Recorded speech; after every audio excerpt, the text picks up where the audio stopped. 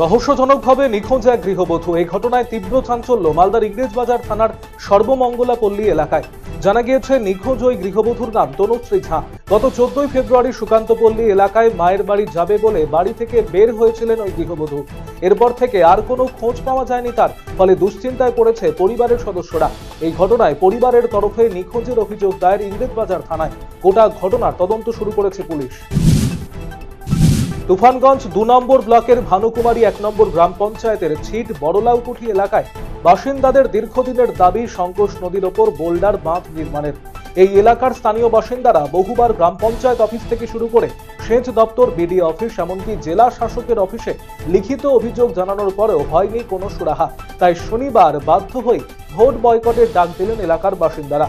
সেই সাথে দ্রুত বাঁধ নির্মিত না হলে ছিট বড়লাউকুঠি এলাকার সমস্ত সরকারি স্কুল, অঙ্গনবাড়ি কেন্দ্র সহ শিক্ষা প্রতিষ্ঠান বন্ধ রেখে প্রতিবাদে সামিল হওয়ার হুঁশিয়ারি দেন গ্রামবাসীরা।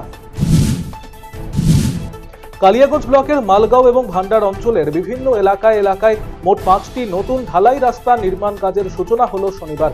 পথশ্রী প্রকল্পে কালিয়াগঞ্জ ব্লকের 2টি অঞ্চলে মোট 5টি রাস্তা নির্মিত হবে। রাস্তার কাজ শুরু হওয়ায় খুশি গ্রামীণ এলাকার মানুষেরা। ফের একটি 7mm পিস্তল সহ এক যুবককে গ্রেপ্তার করল রায়গঞ্জ থানার পুলিশ। পুলিশ সূত্রে জানা গিয়েছে, ধৃতের নাম সুশান্ত সাহা ওরফে পঙ্কজ। তার বয়স আনুমানিক 40 বছর।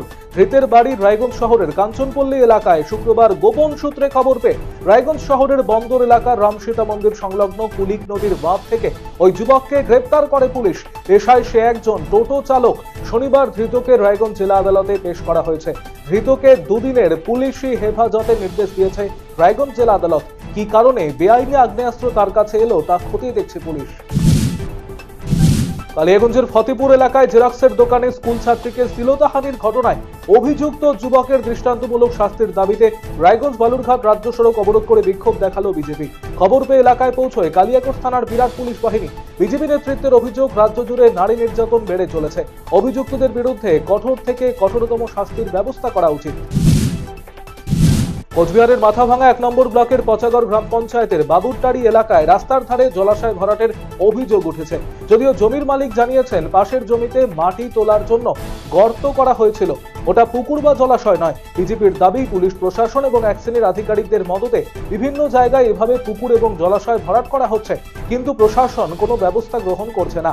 পচাগড় গ্রাম পঞ্চায়েতের প্রধান জানিয়েছেন, বিষয়টি জানা নেই, খোঁজ নিয়ে ব্যবস্থা গ্রহণ করবেন বলে জানিয়েছেন তিনি।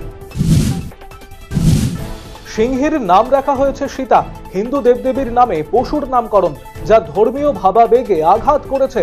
সুতরাং নাম পরিবর্তনের বিষয়কে সামনে রেখে শুক্রবার জলপাইগুড়ি সার্কিট বেঞ্চে মামলা দায়ের করল বিশ্ব হিন্দু পরিষদ। এই মামলায় secretary of state zoo authority এবং director of forest wildlife Bengal সাফারিকে পার্টি করা হয়েছে। আগামী মঙ্গলবার বিচারপতি সৌগত ভট্টাচার্যের সিঙ্গেল বেঞ্চে এই মামলার শুনানি শুরু হবে বলে জানা গিয়েছে।